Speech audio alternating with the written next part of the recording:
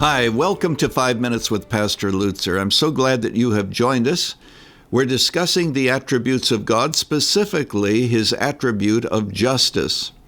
And if you were with us last time, you know that I spoke about the doctrine of hell, the difficult doctrine of hell.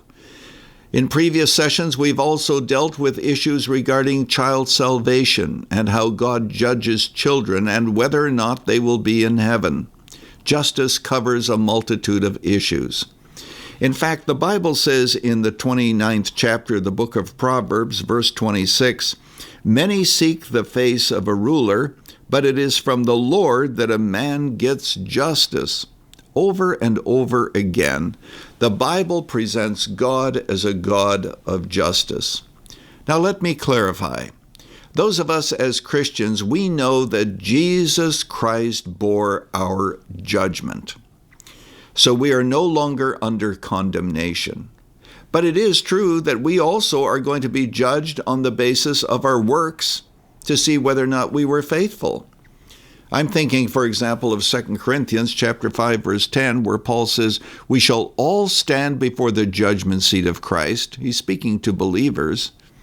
"We shall all stand before the judgment seat of Christ, that each may receive what is due him for the deeds done in the body, whether good or evil."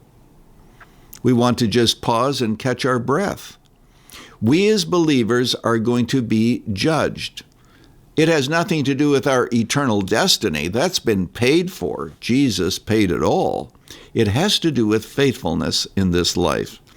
That judgment is going to be individual. The Apostle Paul says each one of us is going to be judged. It is even going to be thorough for the deeds done in the body, whether good or bad. Imagine that. You say, "Well, Pastor Lutzer, we aren't going to see our sin, are we?" Well, if we do see it, it will be represented to us as forgiven. I thought about this. Maybe God will take all of our works as believers and turn them into gold, silver, and precious stones, or wood, hay, stubble. And then, of course, he lights it, and this is the illustration that the Apostle Paul gives in 1 Corinthians chapter 3. And it goes up in smoke, and what is left? The gold, the silver, the precious stones. Well, not sure exactly how he's going to do it, but it is a thorough judgment. And not only that, let us keep in mind, it is individual, and we shall all give an account. Now, here's the reason I want to emphasize it.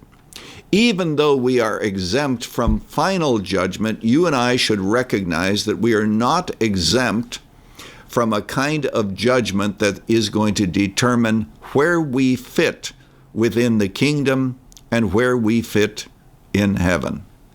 The seriousness of God's eternal judgment is recognized in the fact that not everybody, I believe, not everybody is going to hear, "Well done, thou good and faithful servant."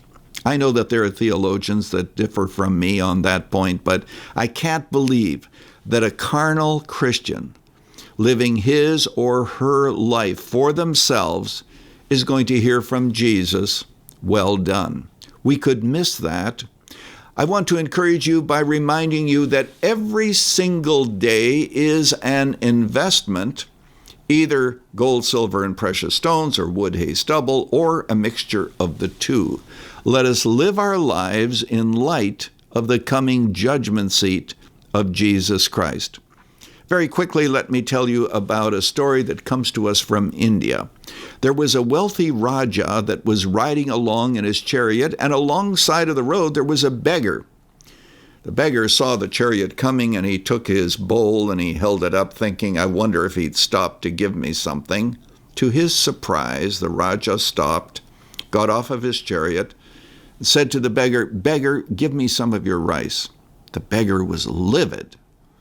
This man asking me for my rice.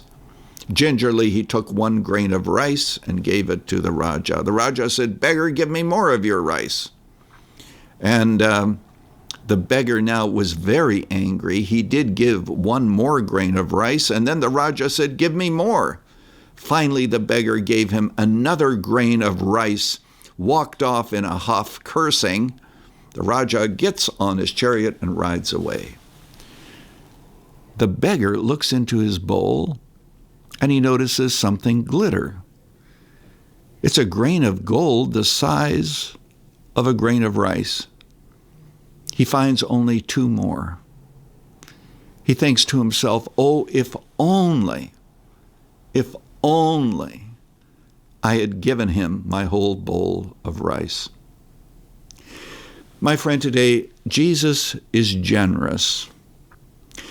Why is it that we withhold our rice? For every grain of rice, a grain of gold. Someday we will stand before him, not to be judged in terms of eternity, but to be judged in terms of rewards. Let's make sure that we give him the whole bowl of rice. Thanks for joining us. Hope to see you next time. And today, go with God. Thanks for joining us for 5 Minutes with Pastor Lutzer, a production of Moody Church Media. If you'd like more teaching to encourage you in your Christian walk, visit moodymedia.org or follow us on Facebook at facebook.com/Moody Church Media. Join us next week as we continue to study the attributes of God together.